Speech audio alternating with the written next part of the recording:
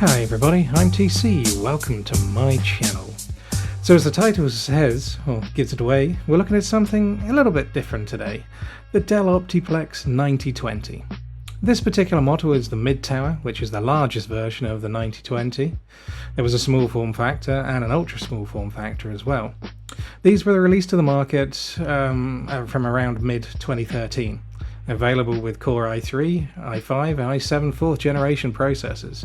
Now this particular 9020, we've been lucky because this comes with the Core i7 4790, which is a very nice little CPU. The Intel website said this was released sometime in 2014, so we can ascertain that this particular 9020 was probably either from late 2014 or early 2015. I personally acquired this machine sometime in 2018 and it's been with me for quite since then. It's been a very reliable machine. So, taking a very quick preview inside, here's a picture of one I found on the internet. It's not mine, it's just one I found on the internet, but as you can see it's all rather cramped, particularly limiting any space for a GPU in there. So you can definitely see the 9020 was really intended just as an office machine only. So what are we doing with this? Well, my objective is to show that despite its age, this machine can, with some minor hardware, be a reasonable budget gaming machine. Now whilst I'm focusing on this Dell Optiplex 9020, everything I say here can be applied to any i7 4790. I'm not suggesting that you run out and buy an i7 4790 right now, or that is the best choice for the budget conscious gamer. No, what I'm suggesting is if you already own one of these, or maybe you know where you can get one for say 100 quid or so, that could be well worth looking at. This video might be of interest to you. Well, that's the intro out the way. Now let's take a look at this Dell Optiplex 9020. Behold the Optiplex 9020, bask in its corporate glory. Okay, no, seriously, it's not a bad looking case. We've got some front audio here and 4 USB, 2 of which are marked as super speed, aka USB 3. And over here you can see we have an actual 5¼ inch DVD drive, which promises that it's actually a DVD and CD recorder. Nice. Okay, let's have a quick look inside the case. And voila! Due to the power of editing, the side is off. And we can see nothing, because I've removed the motherboard already. So we won't dwell long, but as you can see it's a decently constructed case. It's a little cramped, but it's good. It's nice and chunky, it's got quick release everywhere. There's a 92mm rear fan at the back with proper PWM controlled. In fact, it's a very silent machine when it's running. It's got an open case detection switch there, standard USB 3 motherboard plug. And you can see it's a kind of ATX standard, it's got the standard back cutaway there, and it's got the standard mounting points, and you can fit a standard ATX power supply. Granted, not one of the big ones. I think possibly 750, maybe 850 watt is going to be your maximum, which, why would you want to fit that much in there anyway? I don't think you're going to fit a graphics card that can take more than 200 watts, so, 650 would be more than you need. There's a couple of 5¼ inch drive bays there, there's a 3½ inch one down there, and there used to be 2 or was it 3 big 5¼ inch drive bays at the bottom. I actually removed those from this case, as you can see, because I wanted to fit a GTX 1070 in here and I absolutely could not with the drive bays in, because believe this or not, this was my AI rig for quite a while. Right, let's take a look at the actual PC. And here is the rest of the PC. Well, the motherboard, CPU and RAM anyway, the important bits, I guess. As you can see, I have it in this case. This is a very, very cheap case. You can obtain one like this, exactly like it or very similar, for around £35 from Amazon, possibly even cheaper from places like AliExpress. And as you can see on this motherboard, there's a few headers we recognize. There's a USB 3 one, USB 2 one, and we've got some non-standard headers as well, such as the front panel one. There's no pinout guide on the motherboard for this. I'm just not gonna try and guess what the pins are, but I don't really need to see, the hard drive activity light, whatever. You also notice with this motherboard there's no standard ATX power supply. Instead you have this connector here, This is a connector that a lot of Dell machines of this era have. Now, thankfully, it's so common that on the internet you can just buy an adapter that turns a standard ATX powered supply into this, which is obviously what I have here. This header here is a little bit different. This is actually an output header. This would have a cable on it that supplied power to the SATA connectors. Obviously we don't need that anymore because we've got a proper power supply for supplying all our SATA power needs. At the top we've got the standard 12 volt 4-pin input, which is nice, a big chunky 80mm fan, on top of this nice big aluminium heatsink, which does the job pretty well. We have here two PCIe Express slots. This top one's a 16 lane Gen 3 I believe, and the bottom one is a 16 lane slot, but actually only 4 lanes are wired in. As you can see at the top here, we've got 4 sticks of DDR3 RAM. They are all a little bit mismatched, but in this motherboard we don't have many options for RAM, so they're all running at 1333 MHz anyway. Okay, so let's boot this PC up now. I do apologise. Sadly, yes, this is going to complain about this every time. We could easily add the missing rear fan. That would fit just fine into our case. However, that front I/O cable is more of an issue. There might be a quick fix on the internet for this, such as shorting a pin or two, or, you know, we could probably just remove the old front I/O from the case and put it in here, even if it doesn't go anywhere. It's not something I'm going to worry about. This PC is only ever booted with someone present, so pressing F1 is a minor inconvenience, but it is something for you to be aware of if you do want to move a Dell PC out of its case. There are some ancillaries that must come with it. And as you can see, we're now on a desktop, very specifically Kubuntu 2404 LTS. Yes, it's Linux. Okay, as you can see here, we've got our console open, we've got Neo Fetch up, so you can see a little bit about our system. I'm just going to bring up CPU X here so we can get to look a little bit more about the CPU, caches, the motherboard. If we go over a bit further, we'll see that there's system setting. I don't think there's too much in this tab that's relevant for us.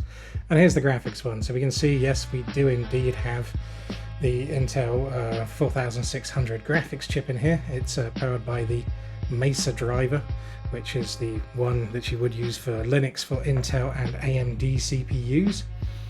I think it's the driver here is not perfect.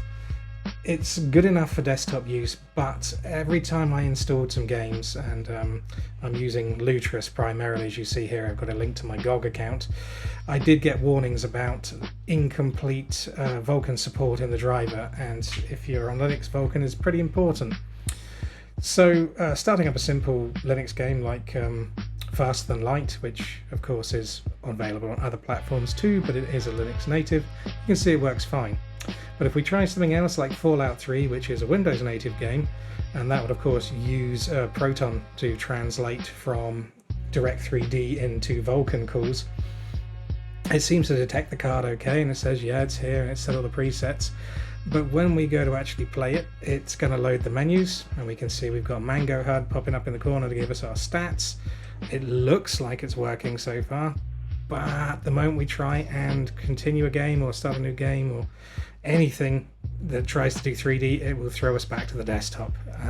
And sadly, that's the same for every Direct3D game I've tried, or every Vulkan game as well. It's just the implementation is not there in this driver, sadly. So same here with The Witcher 3. It's going to load. It's going to look like it's going to work. You see here we've got the splash screen, we've got Mango HUD, and we will see Geralt there. So it seems like it's going to work.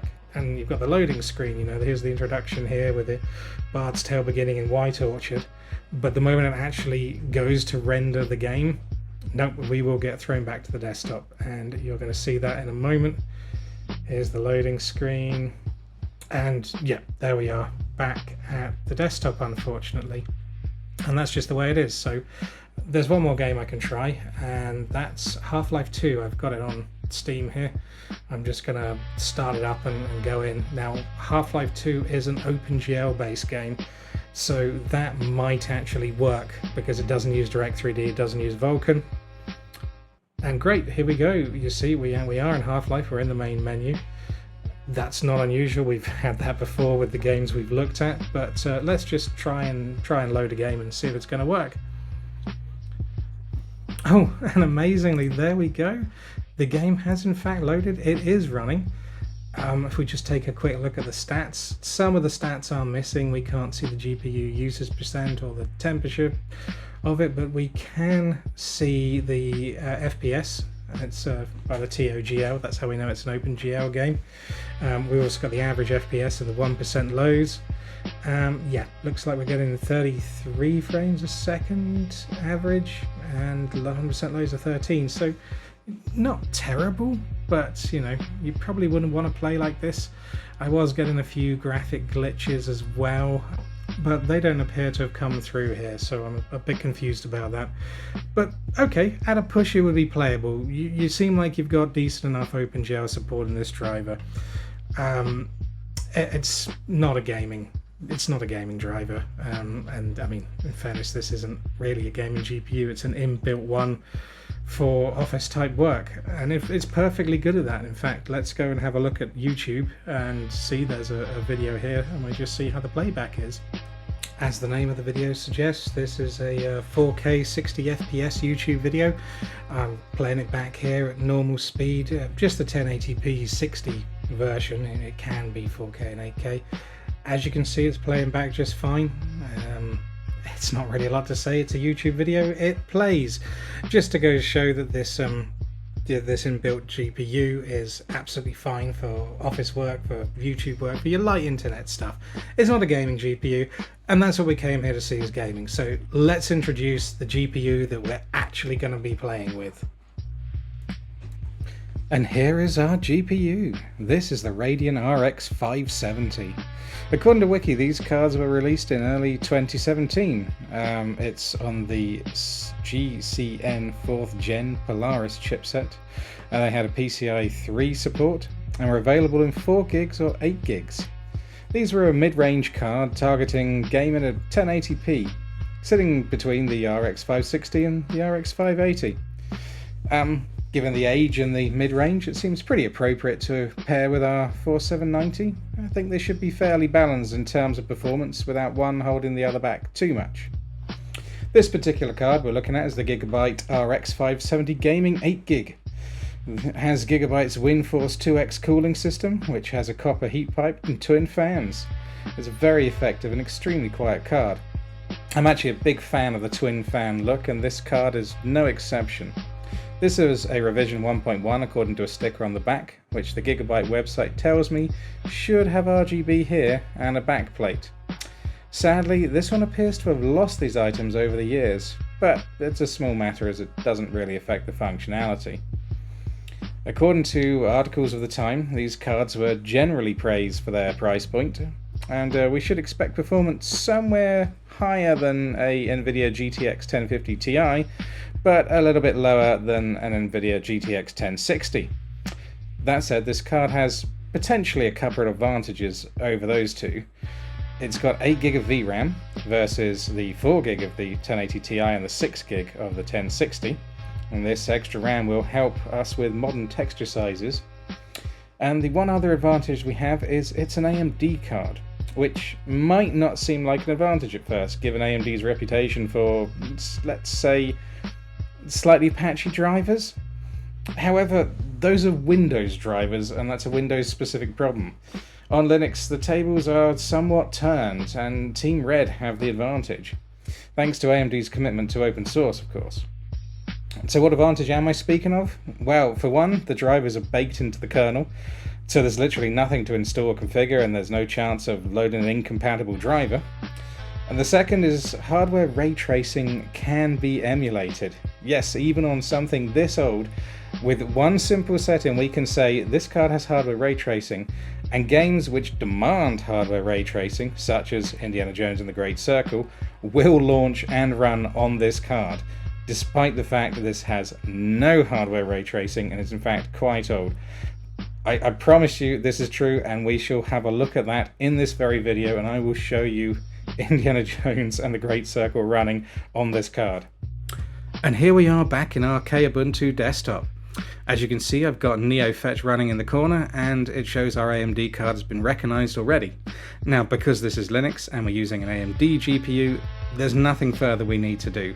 We already have the best driver baked into the kernel. There's no visiting websites, there's no downloading anything, there's no trying to find the right driver for your graphics card. No, none of that. It is all just there and it all just works.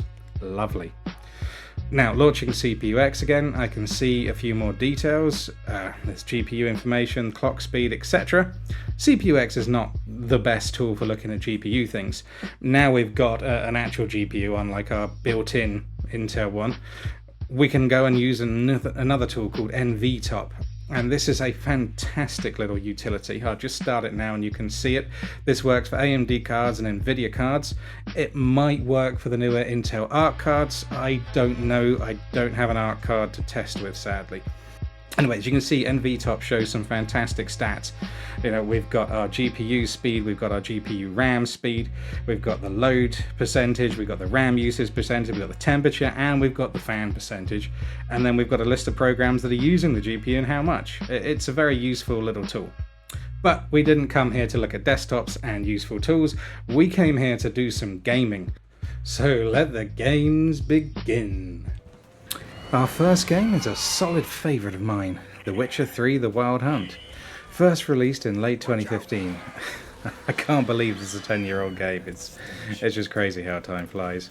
Anyway, we're going to be running the DX12 version from the Complete Edition, which was a patch released in December 2022. I say a patch, an edition. It's good. They've got some nice graphic enhancements in there and some new technology.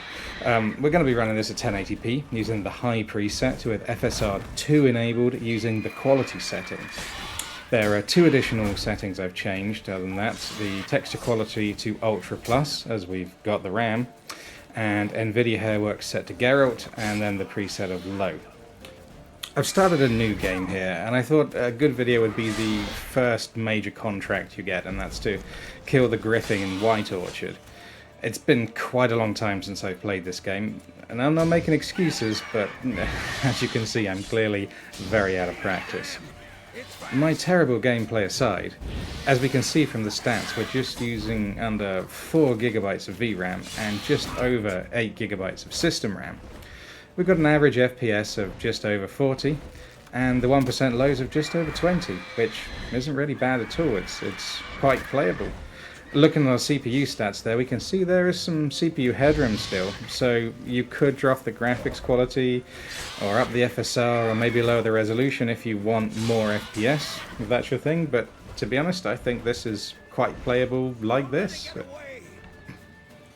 Now another favourite game of mine, Red Dead Redemption 2 from Rockstar. Released in October 2018 on consoles, that would have been PS4 and Xbox One. And then released with PC with improved graphics, as is frequently the case, in November 2019. Now, Red Dead Redemption 2 has a benchmark mode in the graphics settings, so I've elected to use this because it's a known set piece. And if you'd like to try this at home and see how your setup stacks up against what we're doing here, then there's something you can directly compare to. Now, I'm showing the very last scene from the benchmark, as it's visually the most interesting. But the final FPS figures you'll see at the end are for the entire benchmark, so all 4 scenes. Now we're running at 1080p with VSync off. Annoyingly, the graphic presets in Red Dead 2 aren't as simple as low, medium, high. So I'll pop a little picture up here on the screen with the quality preset slider, and I'll try and explain the best I can what I've done. So starting with a slider completely off to the leftmost, move it 6 spaces to the right, and then finally turn the triple buffering off, and that will match the settings that we're running at here. This setting I found was the highest graphic quality presets that I could go to while still maintaining what I consider to be a playable frame rate. Your mileage may vary. Now as you can see, we're using just under 4 GB of VRAM.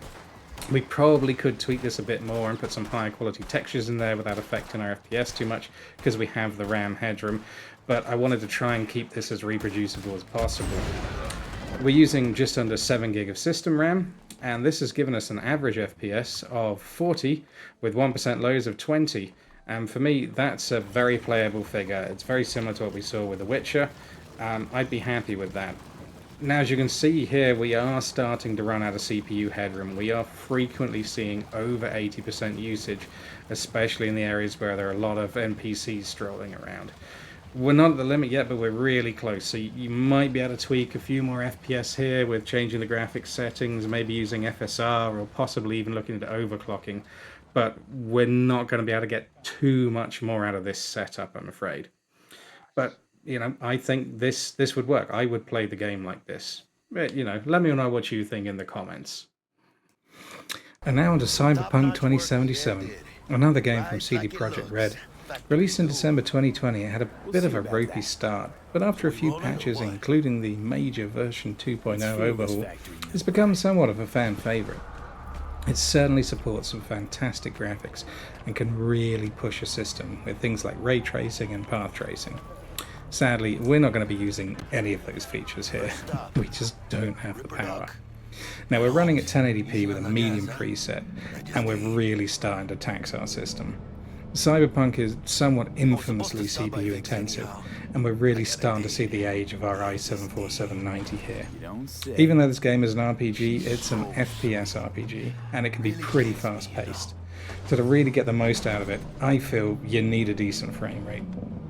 As you've probably noticed throughout this video, I'm quite happy with a 40 FPS average, and we are struggling to get that here. As you can see from driving around, not much is happening, and we can get in the high 30s. But when things are happening, and in a game like Cyberpunk, you're never far from the action. We're seeing dips into the low 20s. We're definitely hitting a CPU limit. As we can see, the CPU regularly hits 98%, and it's just really hard to play this particular game in low FPS. Running up and down this alleyway, we can see the CPU is just struggling. It's causing our frame rate to suffer and dip into the low 20s and our 1% lows to go into 10s. Once we see the CPU usage lower, the frame rate recovers into the 30s again. Dropping the resolution, the graphics detail does not boost our FPS. Now, I am running OBS Studio to capture this footage, and that does take some CPU power. So if I do this run back and forth again without OBS, it's slightly better, but only slightly.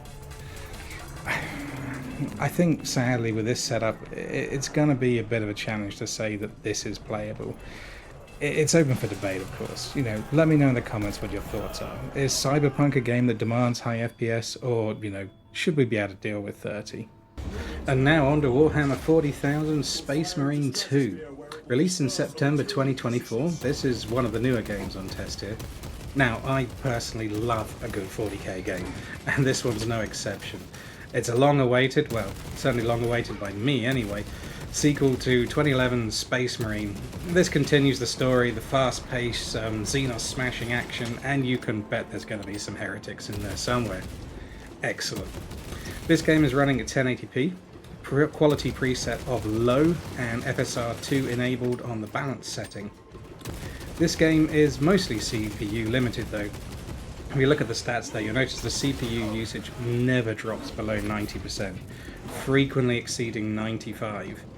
You'll also notice that we see dips in the GPU usage occasionally, and you can see the GPU actually clocking down a little bit and then clocking up again. We didn't see that in the previous games. We're using just under 4 gig of VRAM here, so 8 gigs aren't really doing us a lot of good, sadly. And just under 8 gig of system RAM, which is nice. Our frame rate is just about acceptable, with an average of just over 30 FPS and our 1% lows under 20. Much like Cyberpunk before, it's debatable how playable it is in this state. I mean, obviously you can play it. Is it the best way to experience a game? No, but if you're on a really tight budget, this will play it. You can experience it. Now, we're definitely maxed on CPU here. There's nothing we can really do to up the FPS, and I tried it. I dropped the game to 800 by 600, and I upped the FSR, and I've got a little clip of that here. Yeah, that doesn't look great, does it? Let's be honest. But as you can see, there's no more FPS on the table. We are still getting those 30s and low 20s, so you might as well run it at 1080p and just kind of enjoy what you can. Or just, maybe Space Marine's not your thing. Up to you. Post in the comments what you think. And finally, as promised, Indiana Jones and the Great Circle. This is a game from December 2024, the most recent game we're testing, and a game that is notorious for flat refusing to run on systems that lack hardware ray tracing. And our RX 570 certainly doesn't even know the meaning of ray tracing. But as you can see here, we have the game running. And this is all thanks to the AMD driver on Linux, with a simple environment variable set like this on Steam, and there should be a picture here, or Lutris like this. That basically says emulate hardware ray tracing, completely invisible to the application. Now, it's never going to be the fastest or the best experience, but if you're stuck on a tight budget, at least you can play this game. It's still the same story, it's still the same puzzles. And I'm certainly from a gaming time when graphics fidelity wasn't everything. We're running at 720p with everything on low, except the texture pool size, which is set to high because we have the VRAM, and that's not really hindering us. The motion blur is off, the chromatic aberration is on, depth of field is on, depth of field AA is off, and resolution scaling dynamic is on, and the target FPS is set to the lowest possible of 60, which is very much an aspirational frame rate. As you can see, we're all using almost all 8GB of VRAM, finally justifying our 8GB card. We're using just under 6GB of system RAM, and amazingly, we don't seem to be CPU limited, with our CPU usage sticking around the 65% area. As you can see, we get an average FPS of 30, 1% loads of 17. Now, these are not the best FPS figures, but as this is more of a story puzzle game with some stealth and combat elements, what I'm driving at is this doesn't require lightning fast reflexes or split-second timing. One could argue that 30 FPS is fine. I mean, the whole Xbox One PS4 era was targeting 30 FPS and everybody loved games of that era. I'll leave it to you to decide. You can see the footage here. Does this look playable to you? Please post in the comments what you think. I'd love to hear it. Okay, well that's about it for me today, and whilst I've only tested a small amount of games, and mostly newish ones, it is worth remembering the PC has a back catalogue of literally thousands of games, which this system is more than capable of running very well, given how prices of hardware keep rising, even in the second-hand market. I hope this kind of content about old and low-spec hardware is interesting to people. It's certainly, fun for me. At the time of writing, this RX 578 gig can be purchased from CEX for £60. Give it a few months and it'll be 80. Joking aside, I think at that price it's an absolute steal. I've seen a few corporate PCs on eBay with 4790s for under 100 quid. There's also some 6700s. If you're lucky, you could bag one of them, which is a far better CPU. If you can get it for the same price, brilliant. But whatever it is you buy, make sure it comes with RAM. I hope this video demonstrates that 8GB is an absolute minimum of the amount of RAM that most of these games will run with. And 16GB is really what you want to be targeting. That's a good spot right now for a gaming machine. I mean, it's crazy. Even the slowest stick of DDR5 at time of writing is over £160. And I'm pretty sure that's going to go up again. DDR4's already going up to crazy prices. We haven't seen DDR3 go up yet, but, give it time. We might be. Well, I'm planning on making a couple more videos with this 4790, trying with some different hardware configuration and, seeing what the optimum combo is. Maybe we can try it with a 1050 Ti or even a 1060 and see how those stack up against this 570. That would certainly be interesting. If you'd like to see that, let me know in the comments, or whatever you'd like to see, let me know. Well, it only remains for me to say thank you for watching, and I'll see you again shortly.